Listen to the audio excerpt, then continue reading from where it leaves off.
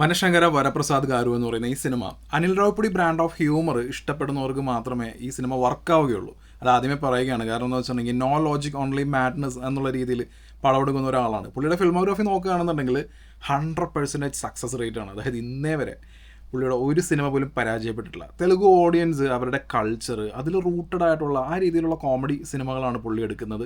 അതുമാത്രമല്ല ഈ ചില ഡയറക്ടേഴ്സ് ഉണ്ട് വലിയ സ്റ്റാർസിൻ്റെ കൂടെയൊക്കെ വർക്ക് ചെയ്യുമ്പോൾ അല്ലെങ്കിൽ ആ രീതിയിൽ ഇറങ്ങുന്ന പടങ്ങളൊക്കെ ഇവർക്ക് അത് വിചാരിച്ച രീതിയിൽ പോകില്ല. പക്ഷേ മഹേഷ് ബാബുവിൻ്റെ കൂടെ പടം എടുത്തിട്ട് പോലും അത് സക്സസ്ഫുൾ ആയിട്ടുള്ള ഒരു ഡയറക്ടറാണ് അനിൽ രാവിപ്പുടി. 100% success rate. അതുകൂടാതെ ചിരഞ്ജീവിയുടെ കൂടെയുള്ള പടം തെലുഗു ഓഡിയൻസ് കുറേ കാലമായിട്ട് കാത്തിരിക്കുന്ന ചിരഞ്ജീവി വെങ്കടേഷ് എന്നൊരു കോമ്പിനേഷൻ, ഇതെല്ലാം കൂടിയാണ് സംക്രാന്തിക്ക് പടം റിലീസായി. നല്ല റിപ്പോർട്ടാണ്, നല്ല കളക്ഷനോടുകൂടി ഒരു ഗംഭീര വിജയമായിട്ടാണ് സിനിമ പോകുന്നത്. അപ്പോൾ ഈ സിനിമയുടെ കഥ പറയുകയാണെന്നുണ്ടെങ്കിൽ പ്രത്യേകിച്ച് അങ്ങനെ എടുത്തു പറയത്തക്ക കഥയൊന്നുമില്ല. നായകൻ നായിക അവർ പ്രണയിച്ച് കല്യാണം കഴിക്കുന്നു, കുട്ടികളാവുന്നു, ഒരു ഘട്ടത്തിൽ അവർ ഡിവോഴ്സ് ആവുന്നു. അപ്പോൾ ഡിവോഴ്സ് ആയതിനു ശേഷം ഈ കുട്ടികളെ കാണാൻ അച്ഛന്, അതായത് നായകന് പറ്റുന്നില്ല. അപ്പോൾ ഈ അച്ഛൻ എന്ന് പറയുന്നത് വളരെ ബാഡ് ആയിട്ടുള്ള ഒരു പേഴ്സണാണ്. അങ്ങനെ കുറേ കാര്യങ്ങളൊക്കെയാണ് അമ്മ പറഞ്ഞു വെച്ചിരിക്കുന്നത്. അപ്പോൾ ഈ കുട്ടികളെ കാണാൻ വേണ്ടി എന്തെങ്കിലുമൊക്കെ ഒരു വഴി ഉണ്ടാവണം എന്നുള്ള ആ രീതിയിൽ ചിന്തിച്ചിരിക്കുമ്പോൾ നാഷണൽ സെക്യൂരിറ്റി ഓഫീസറാണ് നിലവിൽ നായകൻ. അപ്പോൾ അങ്ങനെ കുറച്ച് പ്ലാനിങ്ങും കാര്യങ്ങളൊക്കെ ആയിട്ട് അങ്ങോട്ട് പോകുന്നു. തുടർന്നുള്ള കാര്യങ്ങളൊക്കെയാണ് ഈ സിനിമ. വളരെ സിമ്പിളായിട്ടുള്ളൊരു സംഭവമാണ്. നമ്മൾ ഇതിനു മുമ്പ് അത്തരന്തിക്ക് ദാരേരി, പിന്നെ വിശ്വാസം, ഇതിനകത്തൊക്കെ കണ്ടിട്ടുള്ള സെയിം പ്ലോട്ടൊക്കെ തന്നെയാണ്. പക്ഷേ ആ സിനിമകളിലൊന്നും ഇല്ലാത്തൊരു സംഗതി ഈ പടത്തിലുണ്ട്. അതാണ് Anil Ravipudi brand of humour. അത് ത്രൂ ഔട്ട് പടത്തിലുണ്ട്. അതുകൊണ്ട് തന്നെ ഞാൻ നല്ല രീതിയിൽ എൻജോയ് ചെയ്തിട്ടുള്ള സിനിമയാണ്. ഈ പടത്തിൻ്റെ തുടക്കത്തിൽ ശരത് സക്സേനെ അവതരിപ്പിക്കുന്ന ഒരു കഥാപാത്രമുണ്ട്. ഒരു സെൻട്രൽ മിനിസ്റ്ററാണ്. പുള്ളിയുടെ ഒരു ആക്ടിങ്ങിൻ്റെ അതിൻ്റെ ഒരു ടോൺ, അതിൻ്റെ ഒരു മീറ്റർ കാണുമ്പോൾ തന്നെ നമുക്ക് ഈ സിനിമ ഏത് രീതിയിലാണെന്നുള്ളതൊക്കെ ഒരു ഐഡിയ കിട്ടും. ഒരു സെൻട്രൽ മിനിസ്റ്ററെ ഒരാൾ ഫോണിൽ വിളിച്ച് ഭീഷണിപ്പെടുത്തുകയാണ്.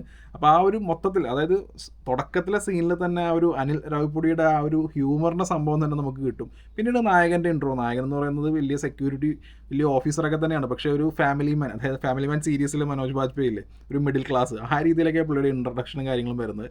കുറേ വായ്ത്താളം മാത്രമേ ഉള്ളൂ എന്നൊക്കെ നമ്മൾ വിചാരിക്കും. പക്ഷേ പിന്നീട് ഒരു സൂപ്പർ സ്റ്റാറിന് വേണ്ടിയിട്ടുള്ള ആ ഒരു എലവേഷൻ തുടങ്ങിയ കാര്യങ്ങളെല്ലാം, ഒരു ആക്ഷൻ സംഭവങ്ങളെല്ലാം വന്നു കഴിഞ്ഞ് പിന്നീട് പടത്തിൻ്റെ ആ ഒരു 10-20 മിനിറ്റേ ആവുന്നുള്ളൂ. അപ്പോഴേക്കും നായകൻ്റെ ഇൻട്രോ, ഒരു കിടിലൻ ആക്ഷൻ ബ്ലോക്ക്, ഇതിൻ്റെയൊക്കെ ടെക്നിക്കലിയൊക്കെ ഗംഭീരമായിട്ട് ഇവർ എടുത്തു വെച്ചിരിക്കുന്നത്. പിന്നെ ഹുക്ക് സ്റ്റെപ്പ് എന്ന് പറഞ്ഞിട്ടുള്ള ഒരു പാട്ട്, ഭയങ്കര പോപ്പുലർ ആയിട്ടുള്ള പാട്ടാണല്ലോ ഇപ്പോൾ. അപ്പോൾ അതിനകത്തുള്ള ചിരഞ്ജീവിയുടെ ആ ഒരു ഡാൻസ്, ഇപ്പോൾ ഈ ഡാൻസ് എന്ന് പറയുന്നത് ആ ഡാൻസ് സ്റ്റെപ്പുകളല്ല. ഇപ്പോൾ ഈ ബഞ്ചാര ഹിൽസ് പോലുള്ള സ്ഥലങ്ങൾ, ഒരുപാട് പബ്ബുള്ള സ്ഥലങ്ങളുണ്ടല്ലോ ഹൈദരാബാദിൽ, അവിടേക്ക് ഈ പാട്ട് പ്ലേ ചെയ്യുമ്പോൾ ആൾക്കാർക്ക് മൊബൈലൊക്കെ എടുത്തിട്ട് ആർക്കും ഡാൻസ് ചെയ്യാൻ പറ്റുന്ന രീതിയിൽ ആ രീതിയിലൊക്കെ ഒരു കോറിയോഗ്രാഫി ഭയങ്കര കളർഫുള്ളായിട്ട് വരുന്നു. അതായത് പടത്തിൻ്റെ 20 മിനിറ്റ് ആകുമ്പോൾ തന്നെ ഇതൊരു കളർഫുൾ സംഭവമാണ്, ഒരു വൈബ് സെറ്റപ്പ് ആണെന്നുള്ള രീതിയിൽ തന്നെ നമുക്കൊരു പോസിറ്റീവ് എനർജിയാണ് ഈ പടം നൽകുന്നത്. പിന്നെ ഒരു ചെറിയ ഫ്ലാഷ് ബാക്ക് വരുന്നു. അതായത് നായകനും നായികയും തമ്മിലുള്ള ലവ് സ്റ്റോറി പറയണതാണ്. അപ്പോൾ ലവ് സ്റ്റോറി ഒന്ന് തെലുങ്കാനയിലും പിന്നെ തമിഴ്നാട്ടിലും പിന്നെ കേരളത്തിലും അങ്ങനെയൊക്കെയാണ് വരുന്നത്. അപ്പോൾ ഈ ലവ് സ്റ്റോറിയിലും കാര്യങ്ങൾക്കൊന്നും വലിയ ലോജിക്കൊന്നുമില്ല. എന്നാൽ അനിൽ രാവിപ്പുടി പടമാണല്ലോ, നമുക്കറിയാം അതിനകത്ത് ലോജിക്കും കാര്യങ്ങളൊന്നും ഉണ്ടാവില്ല. അപ്പം അങ്ങനെ കല്യാണം നടക്കുന്നു. കല്യാണം നടന്നു കഴിഞ്ഞിട്ടുണ്ടെങ്കിൽ പിന്നെ ചിരഞ്ജീവിയുടെ ഒരു ഹിറ്റ്, ഒരു ഇൻഡസ്ട്രി ഹിറ്റായിട്ടുള്ള പടമാണ് അത്തയ്ക്ക് എമ്മിടും അമ്മായിക്ക് മൊഗുഡു എന്നുള്ളത്. ഭയങ്കര ഹിറ്റായിരുന്നു. അത് തന്നെയാണ് രജനീകാന്ത് റീമേക്ക് ചെയ്തത് മാപ്പിള എന്നുള്ള പേരിൽ. പിന്നീട് മാപ്പിള എന്നുള്ള പേര് തന്നെ ധനുഷും റീമേക്ക് ചെയ്തു. നാളെ ചിലപ്പോൾ പ്രദീപ് രംഗനാഥനും റീമേക്ക് ചെയ്യുമായിരിക്കും. മലയാളത്തിൽ മിസ്റ്റർ മരുമകൻ. അപ്പോൾ ഈ പടത്തിൻ്റെ ആ ഒരു മോഡേൺ വേർഷൻ എന്നുള്ള രീതിയിലാണ്. അതിനകത്ത് അമ്മായിമ്മയാണെന്നുണ്ടെങ്കിൽ ഇതിന് അമ്മായിയപ്പൻ. പക്ഷേ എല്ലാം ലൈറ്റർ ടോണാണ്. അപ്പോൾ ആ രീതിയിലും കൂടി വരും. അപ്പോൾ ഒരു യൂണിവേഴ്സൽ സംഭവമുണ്ട്. അതായത് ഇതിൻ്റെ കൂടെ അച്ഛൻ പാസം, അതായത് മക്കളെ കാണാൻ പറ്റാത്ത അച്ഛൻ എന്നുള്ള ആ ഒരു നായകനെ ഉണ്ടല്ലോ, ആ ഒരു സെൻറ്റിമെൻ്റ് ഉണ്ട്. ആ സെൻറ്റിമെൻറ്റ് ഭയങ്കര റൂട്ടറായിട്ട് കണക്റ്റായിട്ട് ഇതിൽ കാണിക്കുന്നത്. അപ്പോൾ ആ ഒരു ഇമോഷനും വർക്കാവുന്നതുകൊണ്ട് തന്നെ ബാക്കിയുള്ള കാര്യങ്ങളെല്ലാം ഇതിനകത്തെല്ലാം ബാക്കിയെല്ലാം കോമഡിയായിട്ട് വരുന്നത്. ഈ സീരിയസ് സീക്വൻസ് എന്ന് പറഞ്ഞ സംഭവമേ ഇതിനകത്തില്ല. എല്ലാം കോമഡിയും കാര്യങ്ങളൊക്കെ ആയിട്ടാണ് പോകുന്നത്. പക്ഷേ അതിനകത്തുള്ള ഇമോഷൻ ഉണ്ടല്ലോ, അത് കറക്റ്റ് മീറ്ററിൽ വർക്ക് ചെയ്യിക്കാൻ അനിലിന് പറ്റിയിട്ടുണ്ട്. പിന്നെ സ്കൂൾ പോർഷൻ വരുന്നുണ്ട്. ഇപ്പോൾ ഈ സ്കൂൾ പോർഷനിലുള്ള സംഭവം എന്ന് വെച്ചിട്ടുണ്ടെങ്കിൽ അതൊക്കെ ഒരു ഓവർ ദ ടോപ്പാണ് കോമഡിയുടെ കാര്യത്തിൽ. പക്ഷേ അതിനകത്ത് ആ കുട്ടികളുടെ പെർഫോമൻസിനകത്ത് ഒരു വണ്ണുള്ളൊരു കുട്ടിയുടെ കാര്യങ്ങളൊക്കെ ഉണ്ട്. അപ്പോൾ അതിന് കൊടുത്തിരിക്കുന്ന ഡയലോഗ്സ്, റിയാക്ഷൻസ്, ഇതിൻ്റെ ടൈമിങ് തുടങ്ങിയ സംഭവങ്ങളെല്ലാം നൈസായിട്ട് വന്നിരിക്കുന്നത്. അതുകൂടാതെ ഒരു ആക്ഷൻ ബ്ലോക്കും ഉണ്ട് ഇതിൻ്റെ ഇടയിൽ. പക്ഷേ ഈ ആക്ഷൻ ബ്ലോക്കും അതിന് ആ ഹ്യൂമറിൻ്റെ സംഭവങ്ങളിലൂടെ തന്നെയാണ് പോയിക്കൊണ്ടിരിക്കുന്നത്. പിന്നെ ഈ നായകനും നായികയും കണ്ടുമുട്ടുന്നൊരു സംഭവം വരുമല്ലോ, അപ്പോഴായിരിക്കും ഇനി എന്ത് എന്നുള്ളൊരു ചോദ്യം ഉണ്ടാവും. അതിൻ്റെ ഇൻ്റർവൽ പോയിന്റ് ആ രീതിയിലൊക്കെ വരുന്നത്. പക്ഷേ അവിടെയും ഗംഭീരമായിട്ട് ഹ്യൂമർ ഒരു വർക്ക് ചെയ്തിട്ടുണ്ട്. അപ്പോൾ സച്ചിൻ ഹരേത്കർ ഉണ്ടല്ലോ നമ്മുടെ ലൂസിഫറിലെ, PK രാംദാസ് ലൂസിഫറിലെ, അപ്പോൾ പുള്ളിയുടെ ക്യാരക്ടറും ചിരഞ്ജീവിയും തമ്മിൽ അങ്ങോട്ടും ഇങ്ങോട്ടും ഒരു പാട്ടൊക്കെ പാടി അങ്ങോട്ടും ഇങ്ങോട്ടും കളിയാക്കുന്നൊരു സംഭവങ്ങളൊക്കെ ഉണ്ട്. അപ്പോൾ അതിൻ്റെയൊക്കെ ഒരു വേറൊരു വേർഷൻ എന്നുള്ള രീതിയിലാണ് ഇൻ്റർവൽ പോയിൻ്റൊക്കെ വരുന്നത്. അതായത് ഈ ഹ്യൂമർ ഉണ്ടല്ലോ, ഹ്യൂമർ കറക്റ്റായിട്ട് വർക്ക് ചെയ്തിട്ടുണ്ടെന്നുണ്ടെങ്കിൽ ഭയങ്കര രസമാണ് കാണാൻ. അത് ഇതിനകത്ത് ഇവർക്ക് ത്രൂ ഔട്ട് ആ ഒരു ഫസ്റ്റ് ഹാഫിലേക്ക് കംപ്ലീറ്റ് ആയിട്ട് കൊണ്ടുവരാൻ പറ്റിയിട്ടുണ്ട്. ഇനി സെക്കൻഡ് ഹാഫിലേക്ക് വരികയാണെന്നുണ്ടെങ്കിൽ അതേ ഹ്യൂമറിൻ്റെ അതേ മീറ്ററിൽ തന്നെ പോകുന്നത്.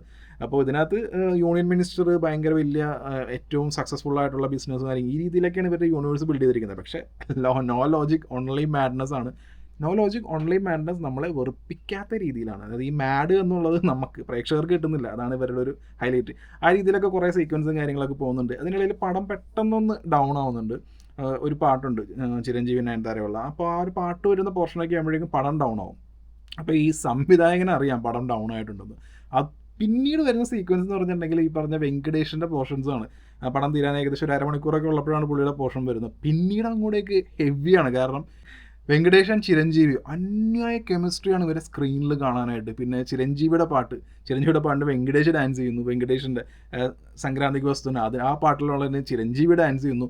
അതുമാത്രമല്ല ഇവർ രണ്ടുപേരും ചേർന്ന് ഒരു പാട്ട് വരുന്നുണ്ട്, ലാസ്റ്റ് പാട്ട്. അതുമാത്രമല്ല ഇതിനകത്ത് ചിരഞ്ജീവി വെള്ളമടിക്കുന്ന ഒരു ഭയങ്കര രസമായിട്ടുള്ളൊരു സ്റ്റൈലിലാണ് വെള്ളമടിക്കുന്നത്. അപ്പോൾ ആ ഒരു സംഭവത്തിനോട് കണക്ട് ചെയ്തിട്ട് ഇവർ ആദ്യം ഭയങ്കര മത്സരബുദ്ധിയോട് കാണുന്ന ആൾക്കാരായിരിക്കും രണ്ടുപേരും, പിന്നീട് ഇവർ ഒരുമിക്കുന്നു.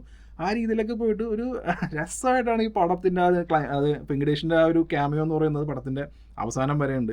അതൊക്കെ ഒരു നല്ല രീതിയിൽ കൊണ്ടുപോയിട്ടുണ്ട്. ഇനി ഈ പടത്തിൻ്റെ മെയിൻ വില്ലൻ എന്ന് പറയുന്നത് സുദേവ് നായരാണ്. അപ്പോൾ സുദേവിൻ്റെ ഇൻട്രോ ഒക്കെ വരുന്നത് സെക്കൻഡ് ഹാഫിലാണ്. അപ്പോൾ സെക്കൻഡ് ഹാഫിൽ സുദേവിനെ പരിചയപ്പെടുത്തി കഴിഞ്ഞിട്ട് പിന്നെ ഒരു പോലീസ് സ്റ്റേഷൻ സീക്വൻസ് വരുന്നുണ്ട്. ആ പോലീസ് സ്റ്റേഷൻ സീക്വൻസിൽ ഒരു ചായക്കടക്കാരനായിട്ടുള്ള ഒരു ഡയലോഗ് ഉണ്ട്. അപ്പോൾ ഭയങ്കര സീരിയസ് ആയിട്ടുള്ള ഒരു സംഭവമായിരിക്കും അതിൽ പൊയ്ക്കൊണ്ടിരിക്കുന്നത്. പക്ഷേ ആ ഒരു എൻ്റയർ സീക്വൻസ് എൻഡ് ചെയ്യുന്നത് ഭയങ്കര LOL മൊമെൻറ്റിലാണ്. കാരണം ഇവരെല്ലാം ആ ഒരു കോമഡി ആയിട്ട് കണക്ട് ചെയ്ത്, ഈ കോമഡി ക്ലൈമാക്സ് പോർഷനിലും സുദേവിൻ്റെ അതിനകത്തും വന്ന് നിൽക്കുന്നുണ്ട്.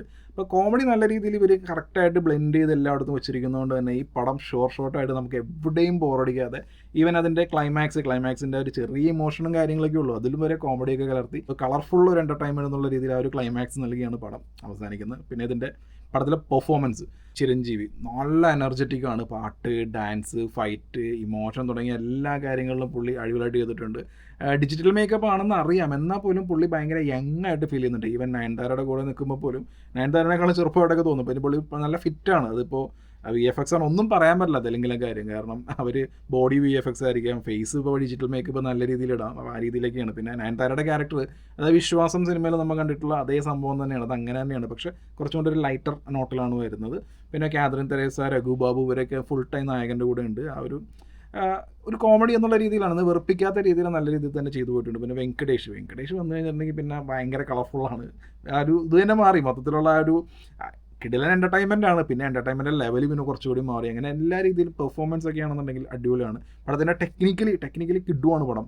സമീർ റെഡ്ഡിയാണ് ഇതിൻ്റെ ക്യാമറ വർക്ക്, പാട്ട്, ഡാൻസ് തുടങ്ങിയ എല്ലാ കാര്യങ്ങളൊക്കെ ആയിട്ട് ഭയങ്കര കളർഫുള്ളായിട്ടൊരു സംഭവമാണ്. അപ്പോൾ ഈ കളർഫുള്ളായിട്ടുള്ള കളർ ഗ്രേഡിങ് തുടങ്ങിയ എല്ലാ കാര്യങ്ങളുമൊക്കെ കിടിലനായിട്ട് തന്നെ അതിനകത്ത് കൊണ്ടുവന്നിട്ടുണ്ട്. പിന്നെ അതിനകത്ത് ബീംസിൻ്റെ മ്യൂസിക്, ആദ്യത്തെ പാട്ട് ഹുക്ക് സ്റ്റെപ്പ് പാട്ട് ബാബാ സൈക്കിൾ പാടിയത് അത് കിടിലനായിരുന്നു. പിന്നെ വെങ്കടേഷ് ഇവരും തമ്മിലുള്ളൊരു പാട്ട് അതും അടിപൊളിയാണ്. കാരണം ഈ തിയേറ്റേഴ്സൊക്കെ മൊത്തത്തിൽ ഭയങ്കര ഒരു എൻജോയ്മെൻറ്റ് സംഭവം വരൂലേ, ആ ഒരു രീതിയിലാണ് ഈ രണ്ട് പാട്ടുകളും വരുന്നത്. പിന്നെ വേറെ കുറച്ച് പാട്ടുകളുണ്ട്, പക്ഷേ ഇങ്ങനെ എടുത്ത് പറയത്തൊക്കെയൊന്നുമില്ല. പിന്നെ BGM, സുദേവിനോട് തീർത്തിരിക്കുന്ന BGM, വെങ്കടേഷ് വരുമ്പോൾ ഉള്ള BGM, ഇതൊക്കെ കിടിലനാണ് ഈ പടത്തിൽ.